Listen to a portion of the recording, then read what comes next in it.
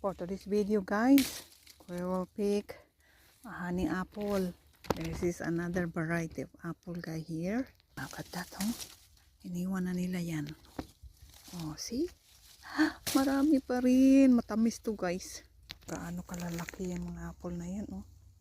Super tamis. Ito pa dito. Ay, ha?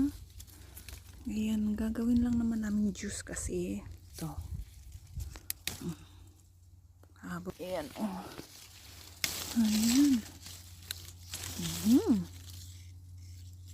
Pa. Ayan, oh. Okay.